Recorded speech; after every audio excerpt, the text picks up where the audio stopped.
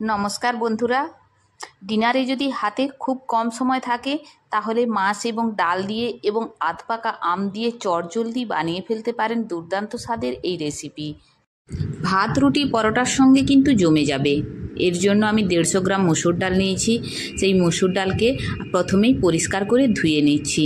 এইভাবে পরিষ্কার করে ধুয়ে নেব যতক্ষণ পর্যন্ত না মসুর ডাল থেকে পরিষ্কার জল বের হয়।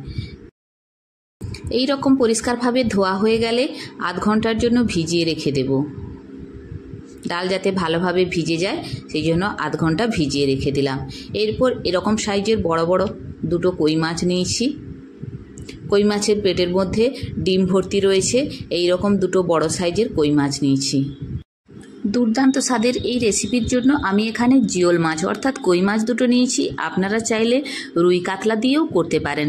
এইভাবে মাছ দিয়ে করলে এই রেসিপি কিন্তু খুব সুস্বাদু হয়। তাই ভিডিওটা স্কিপ না করে শেষ পর্যন্ত দেখুন, তাহলে পুরো রেসিপি বুঝতে পারবেন। মাছ দুটোকে এইভাবে ছুরি দিয়ে কিছুটা কেটে নিচ্ছি যাতে মশলা মাছের মধ্যে ভালোভাবে চলে আসে, খেতেও ভালো লাগে। সেই কারণে ছুরি দিয়ে এইভাবে কেটে নিচ্ছি।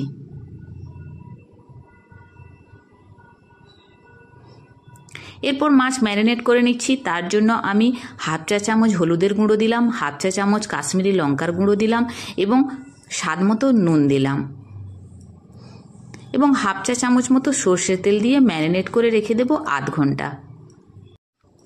নমস্কার বন্ধুরা, আরসির কুকিং চ্যানেলে আবারও সবাইকে স্বাগত জানাই। আশা করি সকলে ভালো আছেন। এইভাবে মাছ মশলা দিয়ে ম্যারিনেট করে রেখে দিচ্ছি আধ ঘন্টা।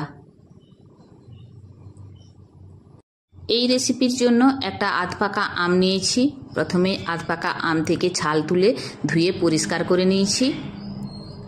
আধপাকা আমের আঁটি খুব শক্ত হয়, আঁটি না কেটে আমি আম থেকে শাঁসটা তুলে নিচ্ছি। এইভাবে আঁটিটা বাদ দিয়ে বাকি শাঁসটা তুলে এরকম ছোট ছোট টুকরো করে কেটে নিচ্ছি। এই রকম লম্বা লম্বা ফালি করে কেটে নিয়েছি। ডালগুলো ভেজানো হয়ে গেছে আধ ঘন্টা। ডাল অনেকটাই ফুলে গিয়েছে। এরপর আমি রান্নাতে চলে যাচ্ছি।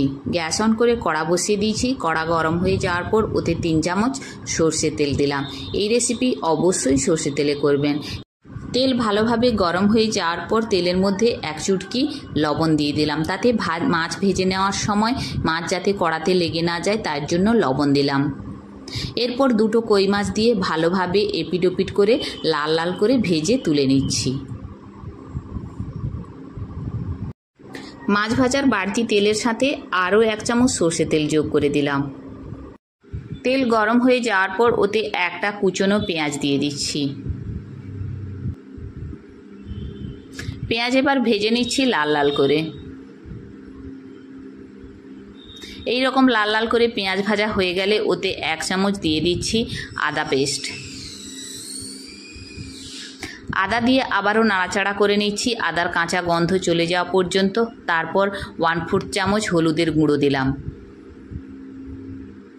হলুদ দিয়ে আবার কয়েক সেকেন্ড ধরে নাড়াচাড়া করে নিলাম হলুদের কাঁচা গন্ধ চলে যাওয়া পর্যন্ত। তারপর দিয়ে দিচ্ছি একটা টমেটো কুচনো।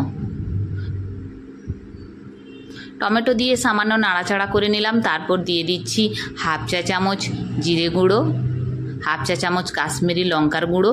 কাশ্মীরি লঙ্কার গুঁড়ো সম্পূর্ণ অপশনাল। এটা দিলে তরকারির কালারটা খুব সুন্দর আসে। আপনারা চাইলে স্কিপ করতে পারেন। এরপর মশলা যাতে পুড়ে না যায় তার জন্য হাফ কাপ মতো জল দিয়ে আবারও ভালোভাবে মশলা ভেজে নিচ্ছি। রান্নার সময় একটা জিনিস খেয়াল রাখতে হবে, মশলা যত ভালোভাবে কষানো হবে তরকারির স্বাদ কিন্তু তত ভালো হবে। মশলার জল শুকিয়ে যখন তেল ছেড়ে বেরিয়ে আসবে তখনই ভিজিয়ে রাখা মসুর ডালগুলো দিয়ে দিচ্ছি। মসুর ডাল দিয়ে মশলার সাথে আবার নাড়াচাড়া করে নিচ্ছি। এরপর দিয়ে দিচ্ছি স্বাদ মতো লবণ। ডালের মধ্যে স্বাদ মতো লবণ দিয়ে আবারও নাড়াচাড়া করে নিচ্ছি।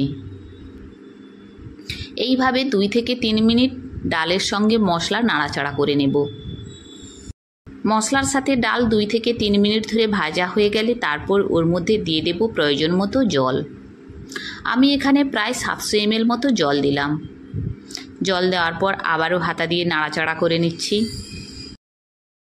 ডালের মধ্যে জল দিয়ে খুন্তি দিয়ে নাড়াচাড়া করে নেওয়ার পর গ্যাসের ফ্লেম হাই করে দেব, যাতে ডাল সম্পূর্ণভাবে ফুটে ওঠে। ডাল যখন সম্পূর্ণভাবে ফুটে উঠবে তখন হাতা দিয়ে আবার একবার নাড়াচাড়া করে নেব এবং ঢাকনা দিয়ে রান্না করে নেব 5 মিনিট। এই সময় গ্যাসের ফ্লেম একেবারেই লোতে করে নেব এবং ধিমে আঁচে রান্না করে নেব। 3 মিনিট পর এসে একবার ঢাকনা খুললাম এবং হাতা দিয়ে ডাল নাড়াচাড়া করে নিচ্ছি এবং খুন্তি দিয়ে দেখাচ্ছি প্রায় 80% পর্যন্ত সেদ্ধ হয়ে গেছে। যখনই ডাল 80% পর্যন্ত সেদ্ধ হয়ে যাবে তখনই ওতে দিয়ে দেব এইভাবে ফালি করে নেওয়া আমের টুকরোগুলো দিয়ে আবার নাড়াচাড়া করে নিলাম এবং এরপর দিয়ে দিচ্ছি ভেজে রাখা কই মাছগুলো। আমি প্রথম থেকেই কোনো ঝাল ব্যবহার করছি না, এই সময়ই ঝালের জন্য দিয়ে দিচ্ছি 4 থেকে 5টা কাঁচা লঙ্কা। আবার একবার হাতা দিয়ে নাড়াচাড়া করে নিচ্ছি।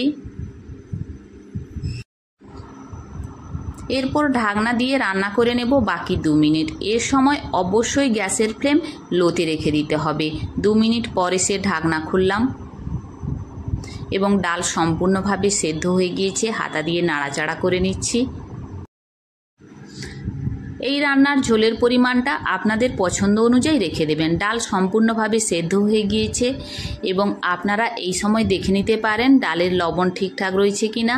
যদি লবণ কম থাকে তাহলে ডালের মধ্যে এই সময় লবণ দিয়ে দিতে পারেন। আমি রান্নাতে কোনো প্রকার কোনো চিনি ব্যবহার করলাম না, কারণ আধপাকা আম, এই আমের স্বাদ টক মিষ্টি মিষ্টি, তাই আমি এখানে কোনো চিনি ব্যবহার করলাম না।